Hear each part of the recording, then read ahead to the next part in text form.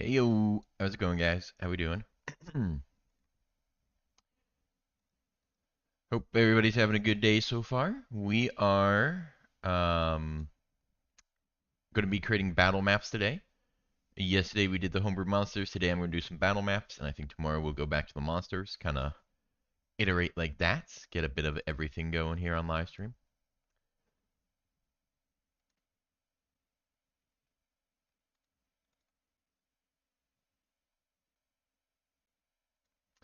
Sweet. So, again, let me just, yeah, making sure everything works. Getting it open. Cool, cool, cool. Sweet. So yeah, like I was saying, we are going to be creating battle maps today. The main thing, a bit of an explanation here. I'm going to be making some more, what's the word I'm looking for? I guess in-depth encounters for long-form videos. Um, and those are going to require battle maps. Basically, what we're going to be doing is we're going to be creating scenarios. So let's say, I don't know, let's say we find ourselves in a situation like this.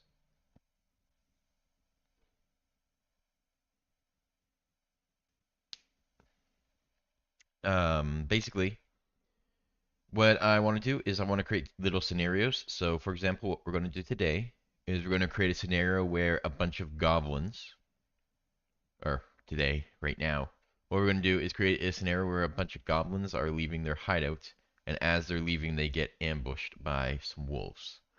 So that's an example of something we're going to be doing, and then we will um, basically play it out in a YouTube video, and then yeah, we'll just do a whole encounter as opposed to our usual like 1v1 encounters.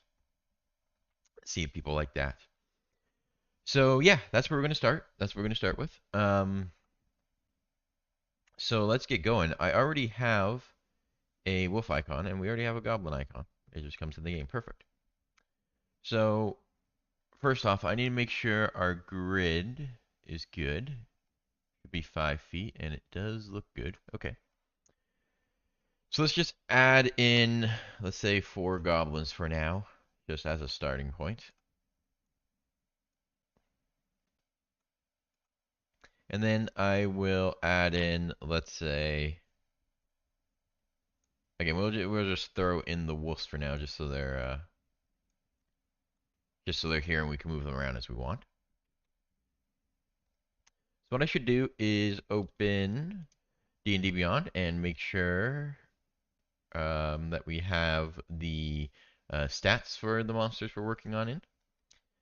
And spoiler alert, I made a promise yesterday on a video comment that we will that the epic deer will be making a cameo in this battle, so we'll need to work it in somehow.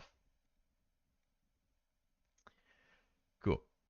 So let's open the goblin character sheet. I'm just doing this on a second monitor.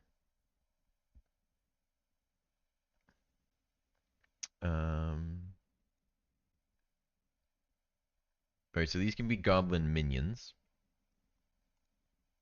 These guys will be goblin minions, and then we can make like a big,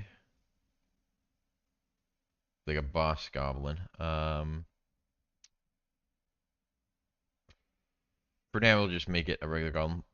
Once the scene is set up, what we'll do is we'll go into an icon creator and actually create icons for our goblins. For now, though, we'll just use the defaults for them. So this will be goblin minion 1. I'll just put the number. Cool. So that's goblin minion 1.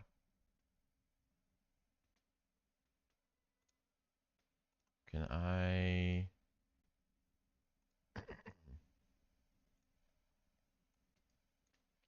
Cool, that's minion 1. This is goblin minion 2.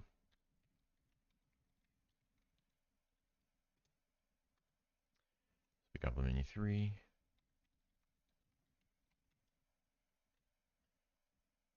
And Goblin Minion 4.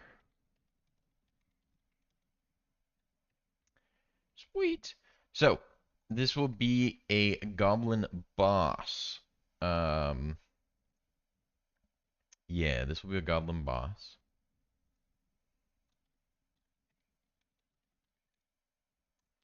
And then we'll mark the wolves.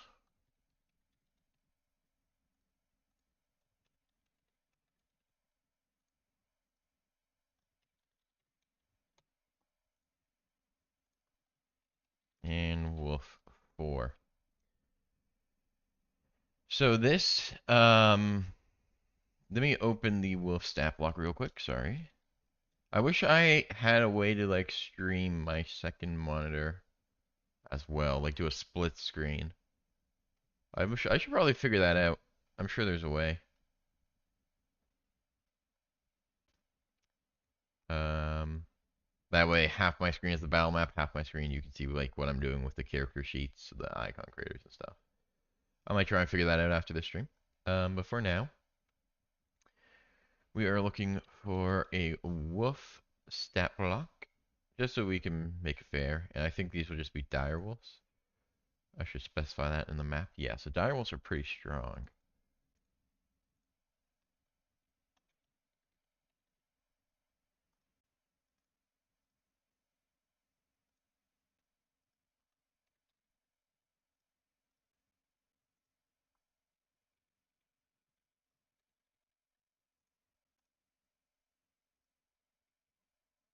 Cool.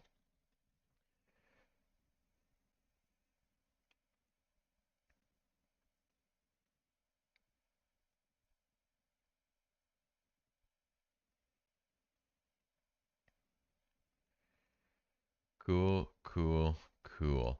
So we'll need more goblins to make this fair. It's going to be a goblin bloodbath. um, so let's add a few more goblins. Again, we'll just throw them all together for now, and then we'll put them in their proper starting positions in a second. I think we'll run 8 goblins against and a goblin boss versus 4 dire wolves.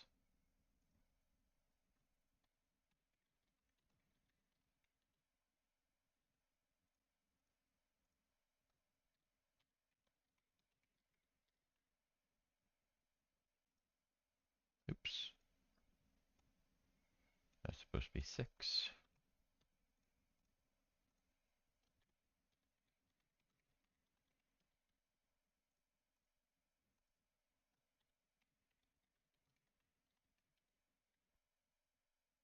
And there we go.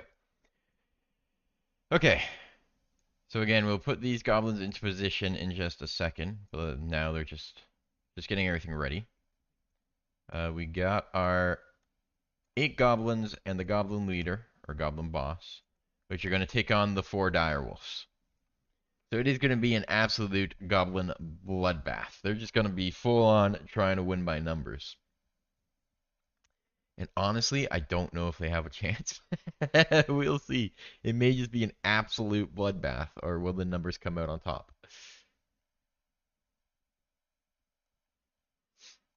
We can maybe run through this here on stream as well. That might be fun. Instead of doing it for a video, we could just do it here on stream. Um, so let's set the scene. Essentially, these goblins are leaving their hideout for whatever reason. Let's think of something. But as we think of that, as they're leaving the hideout, they're going to get ambushed by these 4 dire wolves, which are just in search of a meal. They're hungry, haven't ate in ages. And that's why this battle is going to ensue. So it's going to start somewhere out here, presumably, because the goblins are getting ambushed. So the goblins will likely be out here, and the wolves will be scattered across the trees, most likely. So let's start with that. Let's say there's a wolf. 2 wolves here. A wolf here. And a wolf here, maybe. Let's just get a rough position here. Rough position's fine. So the goblins will just be scattered about, I think, right? They're not very organized. They weren't expecting an ambush. They're just gonna be kind of all over the place. Some will be close by. Kind of hard to see this grid right now. I should make the grid clearer.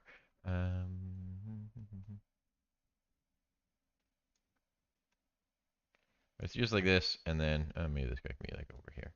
Then the goblin boss will be at the back. So this is what I'm thinking for starting positions. I mean, the wolves can be scattered about a bit further. They don't need to be like super together. So sort of like that potentially. There. What do you think about this starting position? Does this seem... It's going to be an absolute bloodbath for the goblins. I don't know if the goblins stand a chance. We'll have to wait and see. So yeah, I'm thinking this is going to be the starting position. And then... Really? I think that... Oh, and then we need a deer. We said the deer from our little short series would make a cameo. The people demanded the deer, so let's just get a random beast token. The deer will start over here.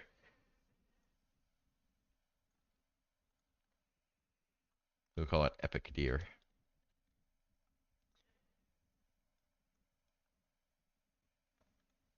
Okay.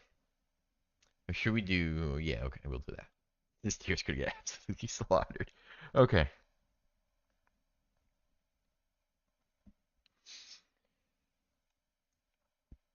And then... Sorry. What I would like to do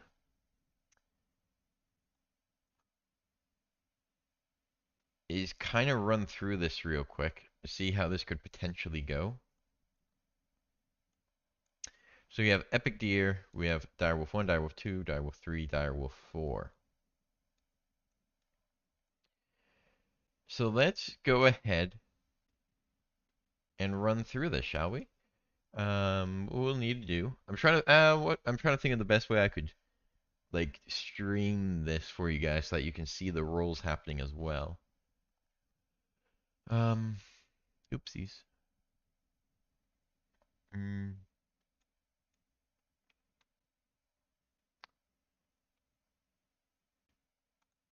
how could I do this?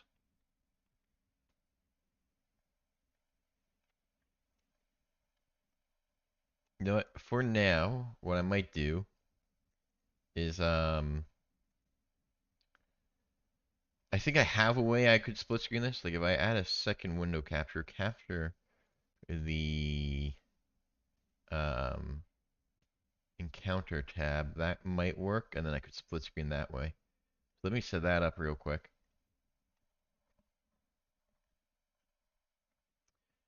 Um,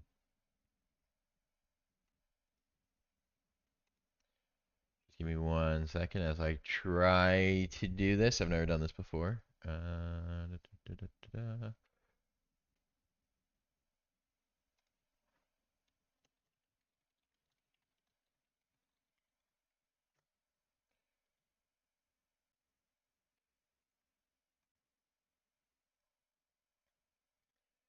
we could do that.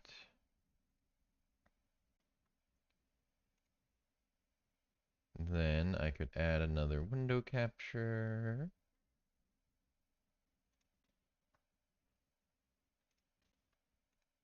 I'll do it live.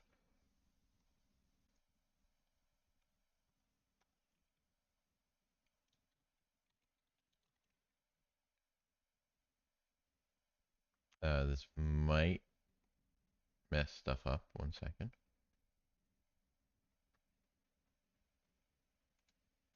Yeah, there it is. Okay, so that's that. Then, sorry, 1 second, 1 second. Professional streamer. We're getting there. Do this. And then what I would need to do is 1 second, 1 second. We're doing things.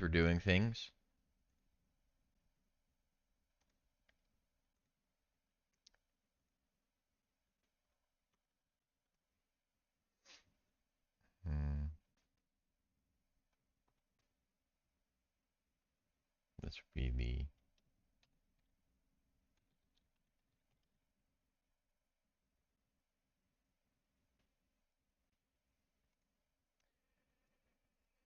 and then this would be our sorry, we got it. 1 second. I just need to add stuff to my scene because I'm totally a professional streamer, know how to do this. Don't worry. For sure, for sure.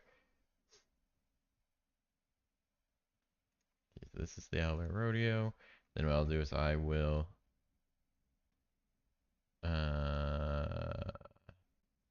what's the best way to go about this? Do something like that. In the encounter window. It might be tough getting this all into one screen, I won't lie. I don't actually know if I can. I'm not a professional. I take back everything I said. Yeah, no. We're just gonna forget that for a second. I'll need to figure that out off stream. Sorry about that. So maybe we won't run through this right now. We'll just create the battle maps today and run through them after. Um, totally professional streamer. Totally, totally, totally.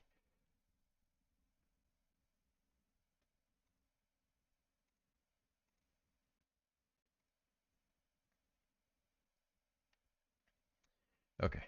Um, Matt Brister, thank you for the subscription, my man. How's your day going? Okay.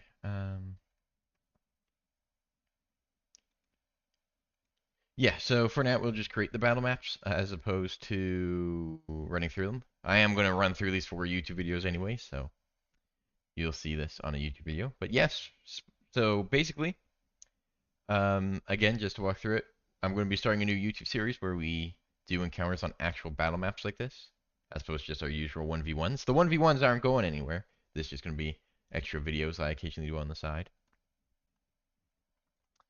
So let's create a new scene, shall we? So this would be the Goblin Ambush. Let's create a new one. We have some maps just from previous campaigns I've run and stuff, so we can try and figure something out to do here.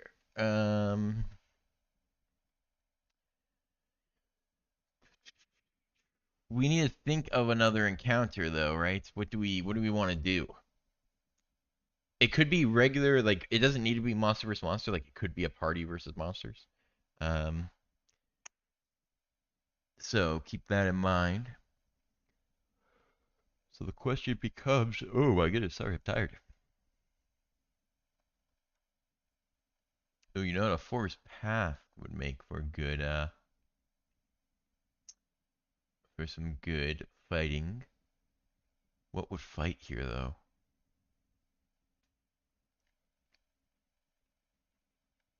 Let's figure it out.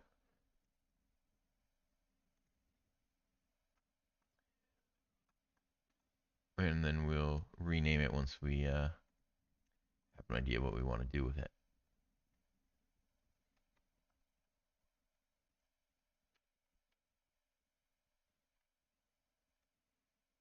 Okay. So let's think of what we could do here. It doesn't need to be characters I already have. We can totally go get new characters. That's perfectly fine. What would we want? Maybe bandits versus like guards or something. Like it's a bandit ambush. That could work. Let's quickly pull up the bandit step block and the bandit captain, and then pull up a guard just so we can get a sense of their strength.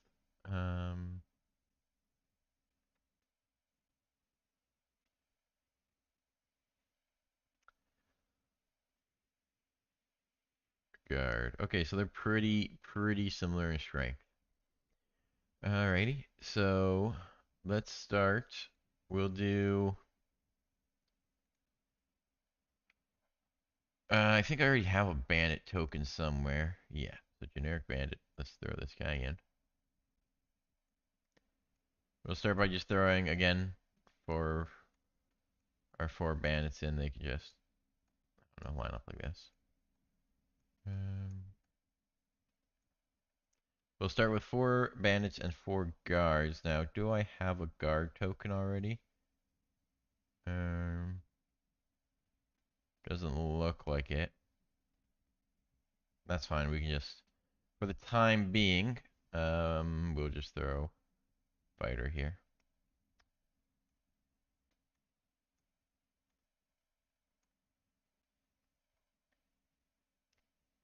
And then we'll, yeah, we'll do this instead. And we'll just update that to be a more guard-like image in a second. Cool. So we'll do 4 on 4, and then I want to add also a guard captain versus the guard captain and the bandit boss. So I already have a bandit boss token from another campaign I was running. Excellent, excellent.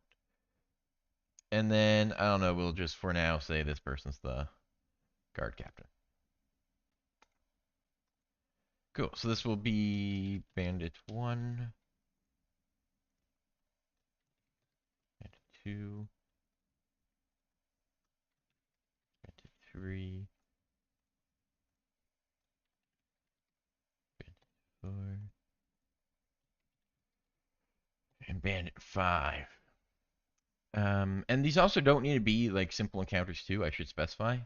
I'm just doing some simple encounters now because we're just starting off, but we could also totally do like a bunch of guards versus a single dragon, you know, like do an epic encounter like that. Actually, that might be what I do next.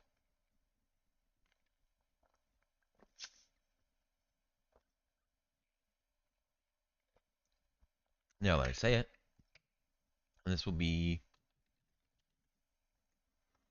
guard 1, guard 2, guard 3, guard 4, and this actually is supposed to be the bandit boss. And this will be the guard captain. Sweet. So now we need to figure out their starting positions, and we need to come up with sort of a backstory to this encounter, which will go with it. So I know we just did wolves ambushing goblins, but this is likely another ambush. I mean, you just look at the map here. You'd have to assume that this is an ambush, so we could move like... This is actually a pretty nice, convenient spot here, honestly. We might just throw all the bandits in here. They'll come rushing out of the trees as the guards, like, sort of walk in formation like this, maybe? Guards, because guards are walking like a tight-knit formation, right? They know what they're doing, they're trained. I'm almost tempted to move them over one just so there's a tiny bit more space there.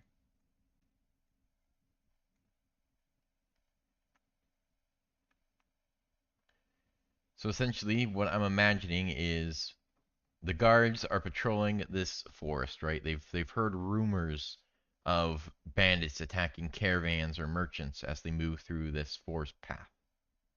So we get guards, they're walking through this path. As they're walking through this path, they get into this bit of open space here, and they start hearing some rattles and bushes as a group of bandits come out and attack them. I think that's sort of like the backstory to this battle map, okay? This encounter. What do we think about that? I think that's a good enough explanation right there. Again, simple map. I don't really think there's much more to do than that. I think we can maybe move on to the dragon versus just an endless swarm of guards now. I think that'll be the battle map we move on to. Unless there's any suggestions about this. Any objections to the way we have this set up?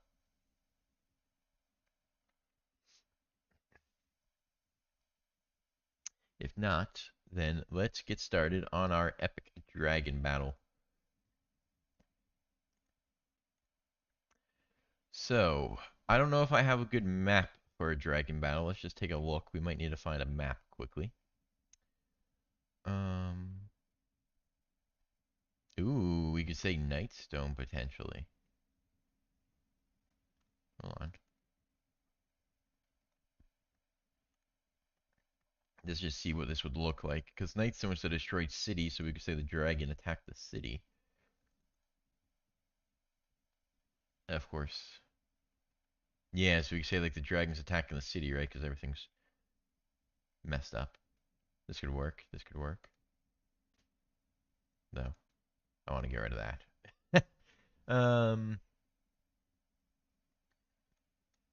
Also, is there a grid on here? There is. We might need to fix that. The grid should be. No, it says right there 1 square equals 10 feet. So, there you go. 1 square equals 10 feet. And. What do we think? We think this is a good map? I was kind of imagining more just like an open field, but this might make sense. Maybe you could have guards in these towers.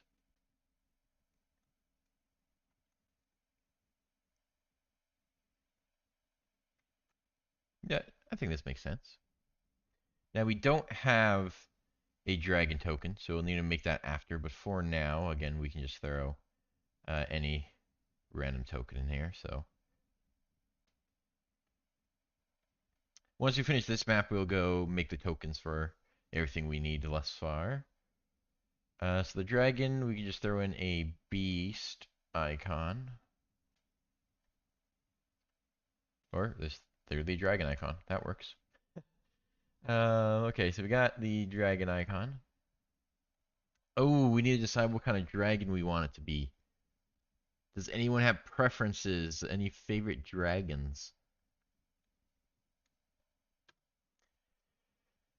Let's see. It's going to be an adult. Like, I want this to be an absolute bloodbath, right? I just want guards going ham on some sort of dragon. I think we stick with a regular color dragon, maybe just like a classic blue, um, a classic blue dragon potentially.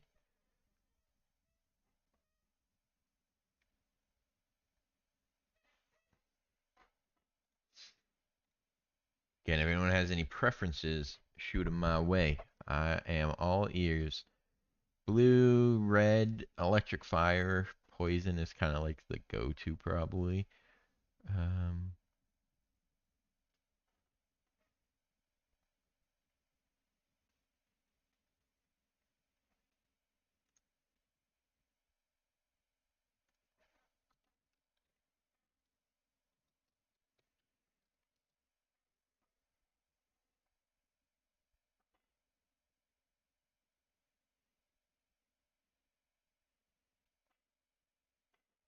yeah, okay.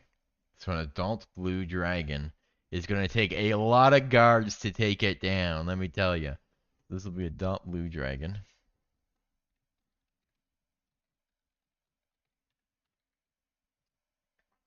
This is going to require a lot to take it down. A lot, a lot, a lot. Okay.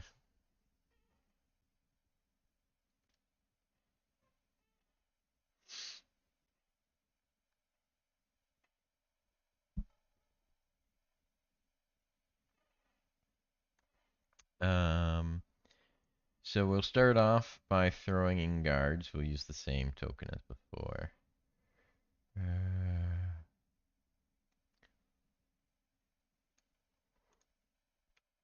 Guards.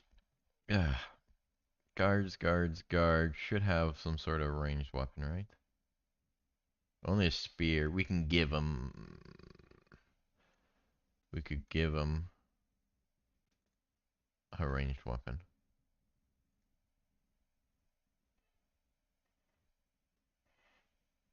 No, well, they have spears. Okay, that works. So we'll say there is a guard there. We'll throw a guard Or should we start the dragon in the city because it's burning it down? Maybe that's what we'll do. Um, so we're going to need a ton of guards to take down an adult blue dragon. It's going to be wild to keep track of this.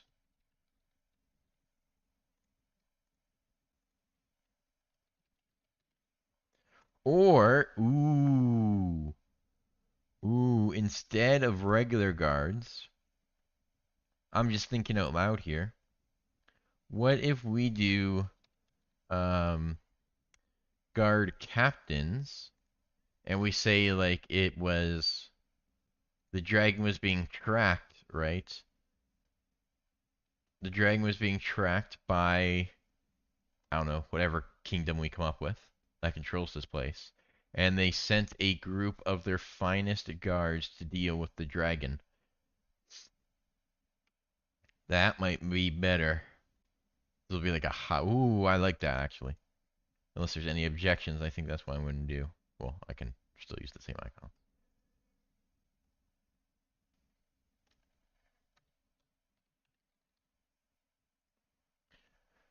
So we got guard captain. Oh.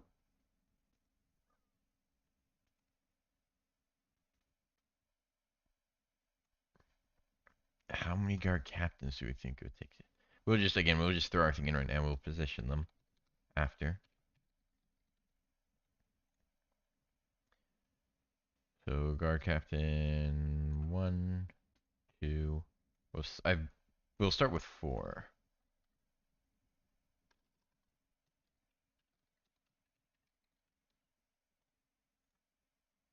And one more for good measure.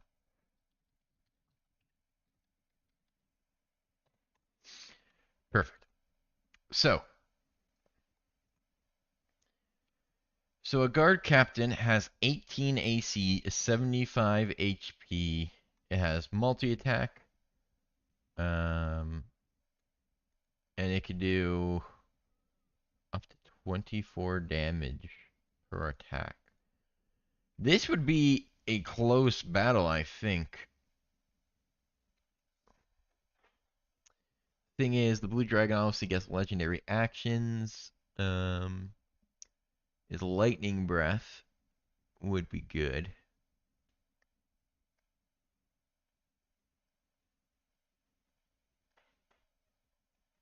Now, of course, because it's a blue dragon, it shoots in a line, its breath in a line. So if the guards aren't lined up, then it won't be too devastating. Though it could absolutely one-shot a guard. I think this is maybe what we do. Just 4 guard captains versus the adult blue dragon. And the guards, again, they are the finest guards this empire has to offer. They're knights, we'll say. So they know what they're up against. They know they're against the blue dragon, burning down their town. So they aren't going to get in a line, right? They're gonna surround the dragon, knowing not to form a line. But by doing so, they actually, I say that, but they form a line here accidentally, if nothing else.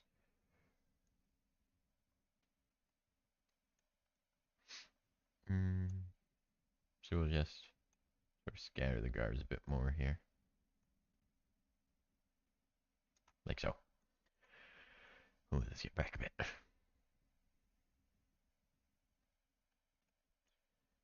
Cool. Honestly, I think this fight might come down to initiative, right? If all the guard captains go before the dragon, I fear the dragon may get smoked. But if the dragon goes first and like a guard captain fails a saving throw against the breath and dies, it might be in the dragon's favor. I don't actually know that there is too much else to do here. Again, I was thinking about throwing in just like 40 guards here, right?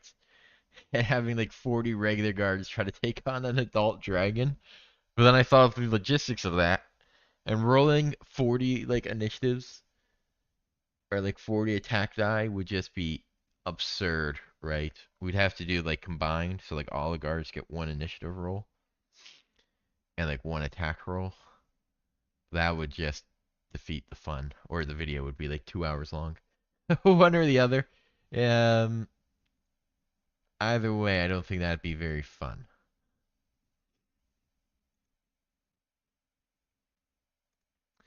So this is what we'll rock for now.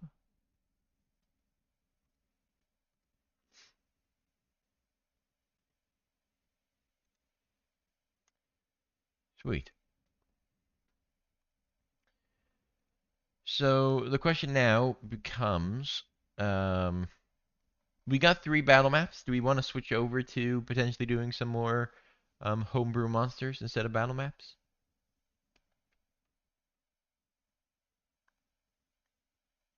I think we can do that. Give me 1 second here. I'll switch it over. Just gonna hide the screen for a second, make sure I don't show anything important.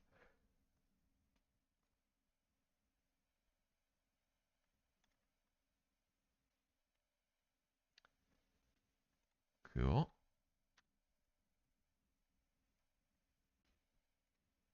Here we go. And let me just update the stream info quickly because I totally know how to do that. Um, Give me 1 second here to figure this out. Like I said, I don't normally stream on YouTube. I have like a separate Twitch channel I use to stream video games when I play. So I'm familiar with streaming on Twitch, not at all on YouTube. So bear with me here for 1 second, please. Um,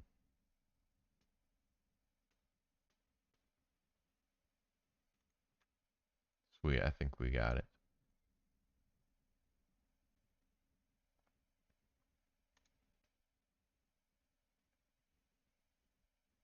We got it. We got it. We got it. We got it. We got it. All right. Just 30 seconds here, and we can go. While we wait, let's think of what we want to make. So we were making around challenging one, like half, like one, two. So let's think about monsters we could create there. We created a sun bear, which was actually above a one half, but we created a sun bear pub. We created the Dominion. That was a good one. Dominion was a good one, which is just a pizza enemy.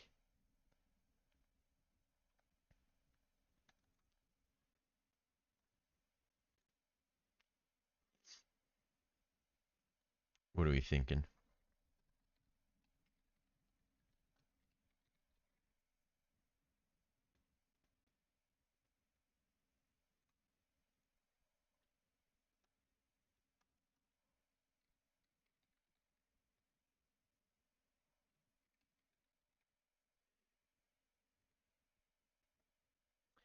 Cool. Um, so we could do like, again, it doesn't need to be very realistic. We have a Dominion, which is a pizza. We have a bear. We have like a giant beaver. Um, let's think one twos, one twos. I was thinking of doing like I have an awakened sunflower. We could do a an enraged sunflower or something, which would be a 1-2. And I'm thinking it would have like obviously seed spit, which is its normal attack, but then it could have like a vine whip or something, where it um would like hit enemies in a line. Just imagine it, just a massive vine slapping people in the face. I think that's a potential thing we could make. Unless anyone has any better ideas or objections to my amazing sunflower.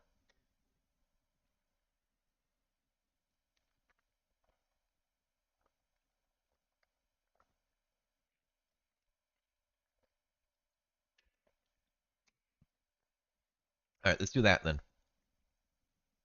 We will create a monster. It will be based off of our awakened sunflower.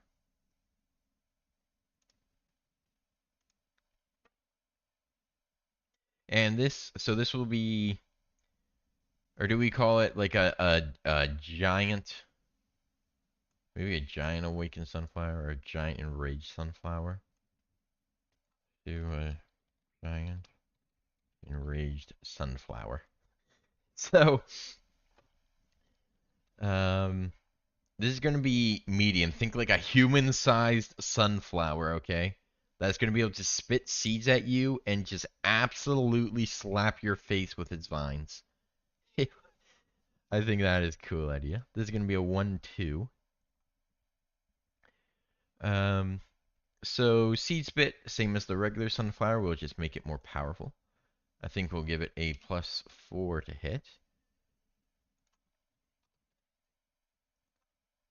And then in terms of range, I mean, we can bump its range a bit more because it is a much better enemy. Not that this will actually matter with the way we're using it, but, you know, put a little bit of salt on it. Um, in terms of damage, again, let me pull up just like a few 1-2 challenge rating monsters just to make sure we're balancing this properly. We don't want something that's super crazy strong compared to other 1-2s. I think let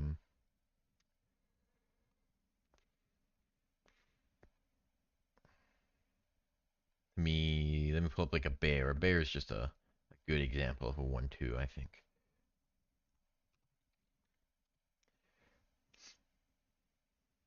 Yeah, so a black bear. All right. So yeah, it does 1d6 plus 2. I'm potentially thinking for the seed spit that we're doing, we might want a bit more than that. So I'm thinking it'll be a seed spit will be 1 strong attack, and then we'll have multi attack, which allows the sunflower to whip people with both its vines.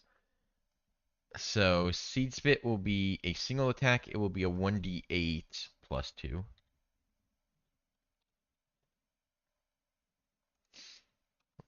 8, 2. And then what we'll do is we will create our vine whip. And this is a melee attack roll.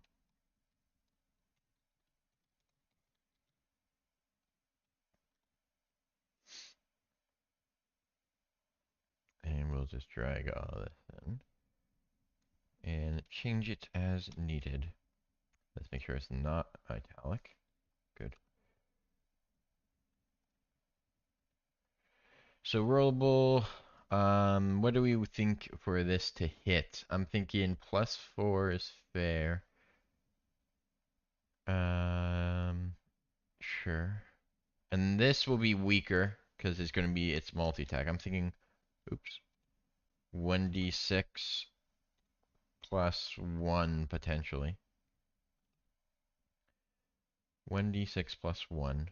Though I feel like a sunflower maybe goes down the glass cannon route where it does more damage but has less health. So let's actually do 1d6 plus 3. So it'll do more damage than, say, like a bear, but it will be easier to kill than a bear.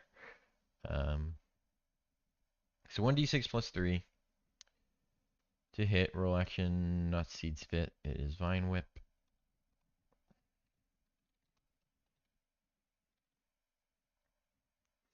Range will be just 5 feet.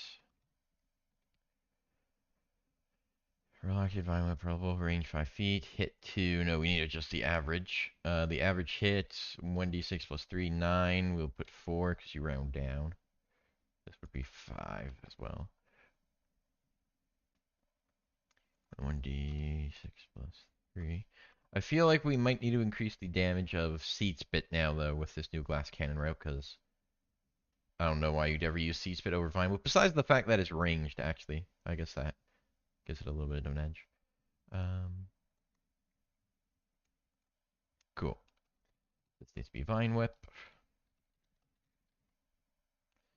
Roll damage, bludgeoning.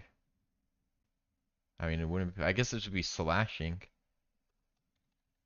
You're slashing a person with your vine.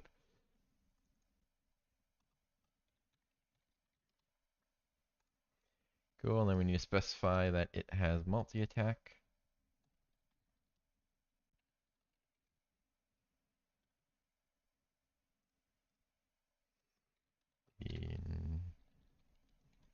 Or the giant enraged sunflower.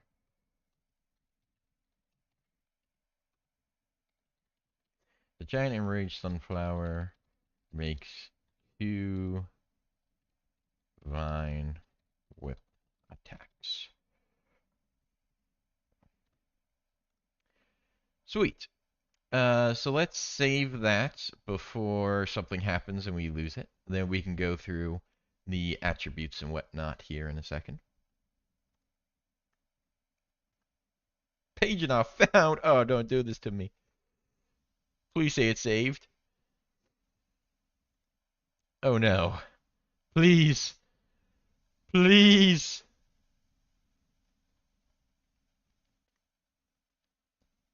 I don't see. Okay, giant enraged sunflower. Oh, it's saved. Oh my goodness. My heart. My heart couldn't take it. Okay. We're good. Let's actually go into an encounter real quick and make sure that our attacks are working as expected. Homebrew. Oop, show homebrew only. And we'll do.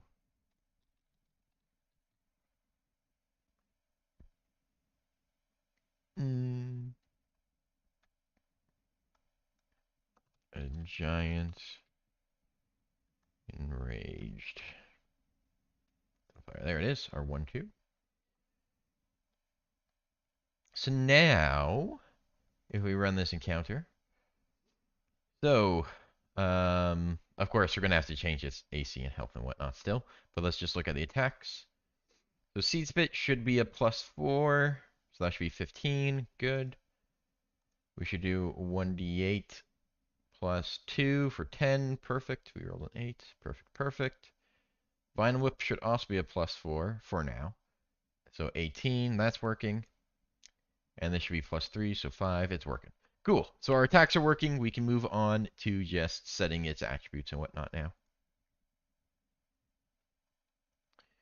So if we look at the Enraged Sunflower.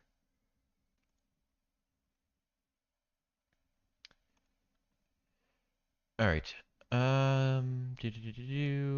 Armor class. I feel like a sunflower has to be easy to hit, even if it's a 1-2. It's a sunflower. It doesn't have much protection, so we'll give it a 12 AC. Initiative bonus, I mean, again, it's a sunflower, right? It can't be very quick. We'll give it a -1. I think the regular sunflower is a -2. So this can be -1. It will be slightly quicker than the regular living sunflower. Passive perception, again, I feel like we can't give a plant a very good perception. I just don't think we can do that. So it's going to stay with a 10. The average hit points. So again, I think we're going glass cannon with this. At least compared to other 1-2s. We're going to give this 14 hit points. It's a flower. It can't be too tanky. Though with 14, we might want to boost the damage a tiny bit to balance it out. We'll circle back to that in a second. To get the average, it'll be 2 d10s and then a 4. So, let's go through the attributes. This is a human-sized sunflower. So it's going to be a bigger sunflower, or a stronger sunflower. But it's still a sunflower. So I'm thinking we got to give it a 6 or an 8. It's got to be a 6, right? A sunflower can't be jacked. Or is the sunflower jacked? Maybe we do have a super strong sunflower. You know what? Let's give it an 8. Dexterity, I mean, it's a sunflower. It's going to have to be low as well, so 6. Con, we can give it a 10. It's a healthy sunflower. It's beginning its sun. Intelligence, absolutely. We'll give it a 2 because it's an enraged sunflower, but it's a flower. It's not going to be super smart. It's also not going to be super wise. I think wisdom might need to be a 2 as well. Charisma, I feel like a talking flower might have charisma. People like receiving flowers. Um, so we'll give it an 8. At the end of the day, it is a walking flower. I don't think many people would be too intrigued to be around it, but it is a flower. People like flowers. We give it an 8. All right, its habitat will be grassland,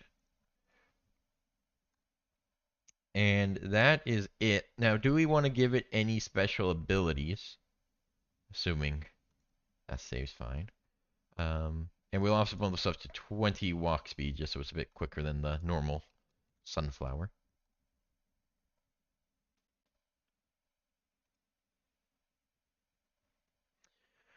Um, what do you guys think? Could we do? I'd like to give it a special ability to give it. Maybe we do like if it's fighting in the sun, it heals every turn or something.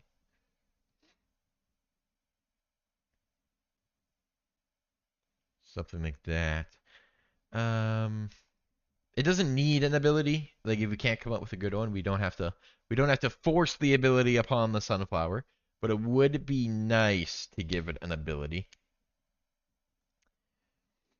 So let's say um oh my god, what's it called? Bro, my science teacher would be so disappointed. Oh my god, I'm brain farting. What's it called? When a plant when a plant absorbs the sun and needs its nutrients. Photosynthesis. How do you spell photosynthesis?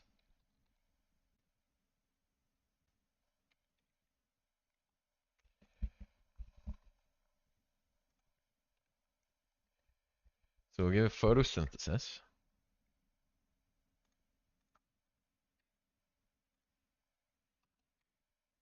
Oops. Oh, what did I do? Over here.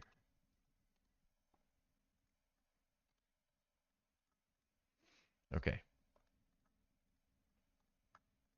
No. Oh my goodness, I can't click anything. When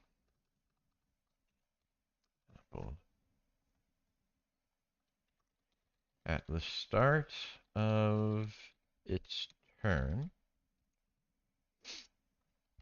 if the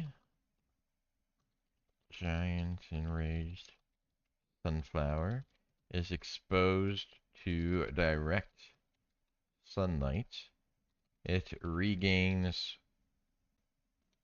1 HP. Or should I do a hit point? Be more professional.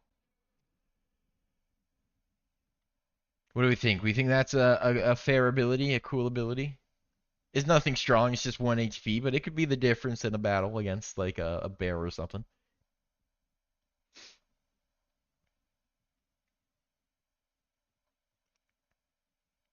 I think that's cool. If there's no objections, I think I'll keep that. Um, and now we can save those changes. Cool. So that is, we'll take a look one more time at it in an encounter, but I think that's it for the sunflower. I think we can move on to something different now. Well, admittedly, I don't really got an idea for the next one, so let's feel free if anyone has ideas of whether it be realistic monsters, random monsters like a giant angry sunflower seed. We have a pizza minion. Feel free to throw any ideas you have that you would like to see made into the chat. So the sunflower, 14 HP, 2d10 plus 4. Its stats, horrible, but they are accurate. Photosynthesis, at the start of its turn, if the giant enraged sunflower is exposed to direct sunlight, it regains 1 hit point. And then we know the attacks work. So, sweet.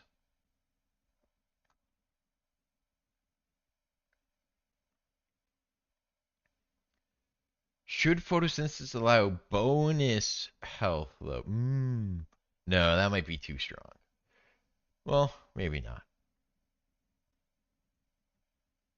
I don't know. Why does it have -2 to its initiative? I thought I was gave it a -1. It might just be taken from Dex. Let me take a look at that quickly. Mm.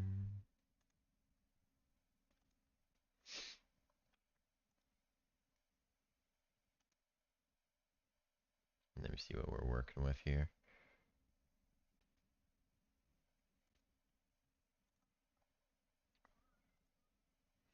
It's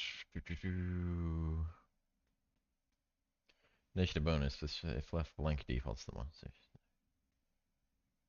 I think it's just taking the dexterity anyways, which is fair enough. Okay, that's fine. All right, we need a new idea. Let's think here. I'm thinking I'd like to get more funny ones out there. So let's look at the 1/2s we currently have just for an example, just so anyone who wasn't here yesterday understands what we're working with. If we edit this encounter and we filter by 1/2, just like this, and we do show homebrew only. So currently we have a giant beaver and a giant enraged sunflower. Those are the 1/2s we have. Also, 1 second, the doggo wants out. You can be free, doggo.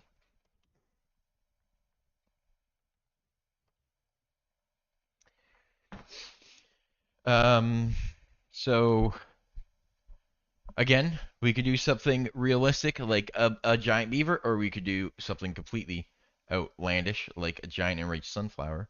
What did we make our dominion though? Actually, we're sorting by name. That's why. Cool. And then yeah, we have a dominion, which is literally a pizza minion. So we can be as outlandish as we want with the creatures. So let's take a second to think. Um, what if we do like a baby Argentavis? An Argentavis for anyone who doesn't know is like a basically a dinosaur version of the eagle. Anyone who plays Ark Survival, I'm sure would know. So it's just this giant eagle, basically. I assume that's not a thing in D&D.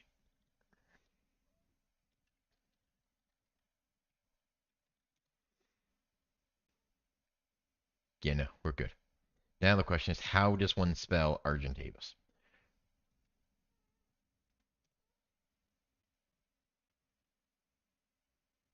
Oh my god, I actually spelled it right. I'm a genius. I spelled something. Okay, so let's do that. We'll do a Argentavis. Where am I now? Yeah, save, sure.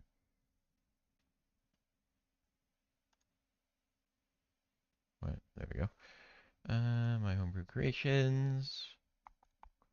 Create a new monster. This can be based off of, I guess, the eagle. Oh, there's a giant eagle. Well, we're doing a baby Argentavis.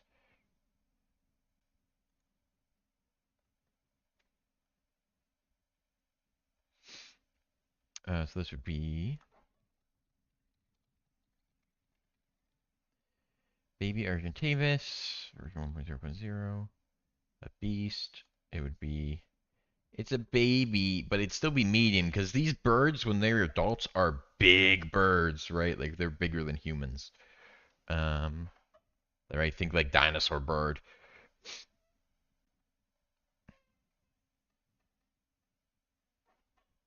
And then challenge rating would be 1, 2, like so.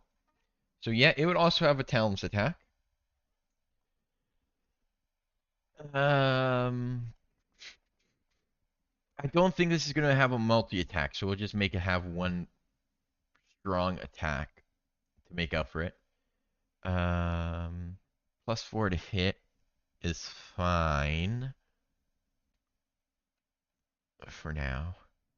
So most D or challenge rating 1/2s are around like 1d6 +2, 1d8 +1 type damage range.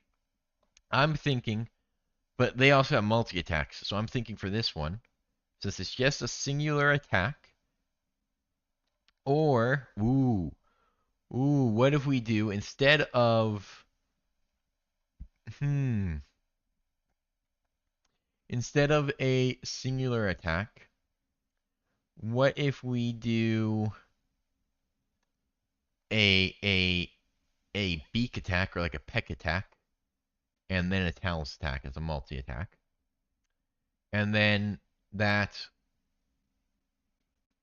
okay that could work like a peck and a talons attack would add a bit of flavor to our Argentavis, I think. Let's do that. Let's do that. Let's do that. Let's do that. But this will still be a so the talons will be a 1d8 +1. Again, this is going to have slightly less health than, say, like a bear, but do slightly more damage. Because imagine a ginormous bird stabbing you with his talons. That would hurt. I think the peck attack might be slightly less damage, though. Again, we want to keep these somewhat, balanced. We don't want crazy crazy creatures. Or well, want crazy stats for creatures. I'm all fine with having crazy creatures. So 1d8 +1. Roll action, talons. Cool. +4 to hit, +4 to hit. Cool. This would be piercing damage. Oh, I think my dog wants back in. That was a short-lived exit. I'll tell you, this dog likes to come in and leave every 5 minutes. She can't make her mind up. But we love the husky anyways. Come on in, husky.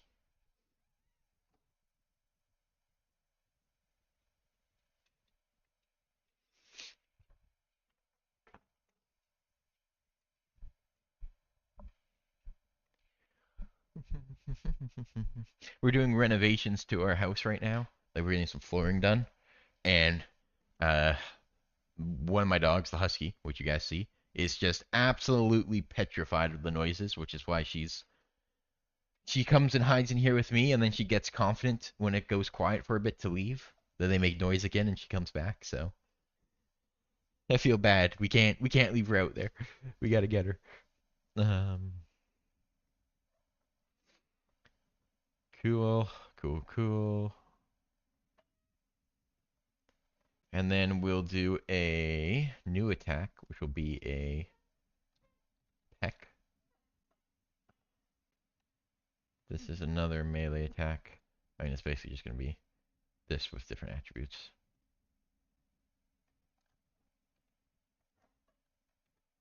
Oopsies. Okay. But see, the thing is, this just isn't as cool as, like, the enraged sunflower. I want more, like, cool, funny creatures. Like, photosynthesis, what a great trait. Anyways. You know what, let's give this a bit of flavor. The peck is going to have a +5 to hit. Um, because it's going to do slightly less damage. So instead of 1d8, it will do 1d6 plus 2. 1d6 plus 2. And we need to make sure that this is peck.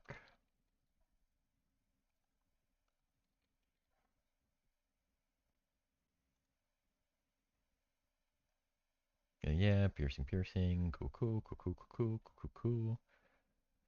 And then we need to add the multi-attack.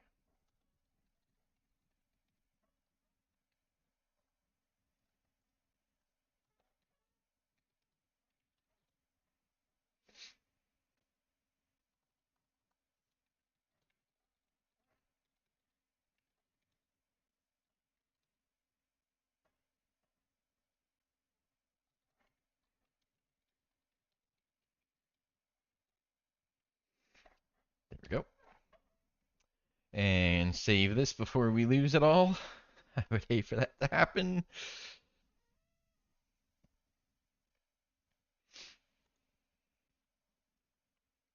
No.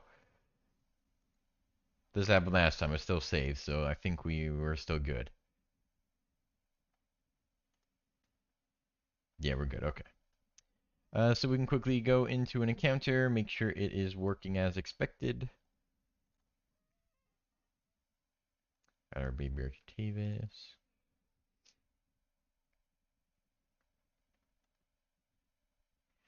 Cool. So, multi-attack. The baby Architavis makes 1 Talon and 1 Peck attack.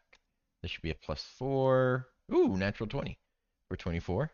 This should be +1, so 9. Damn! You just roll a natural 20 followed up by an 8? This thing's on fire. Peck should be +5, so that should be 13. I can't do math. That should be 12. That is correct. Thank you, D&D Beyond. And then this should be a +2 for 8. Yo, this thing is popping off with its rolls. Okay. So yeah, the actions are working as expected. We can go set up the rest of the goodies now for this Argentavis.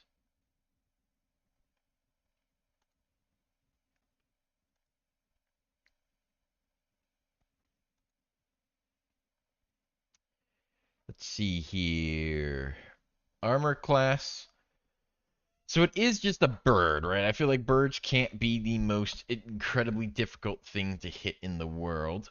Um, let's give it a 13. I mean, it still has all its feathers and stuff protecting. It's not just like a as exposed as a flower per se. Now this is gonna have a good initiative bonus. A 2 is fine. It's a baby, so we'll leave it 2. The adult will be stronger. Passive perception.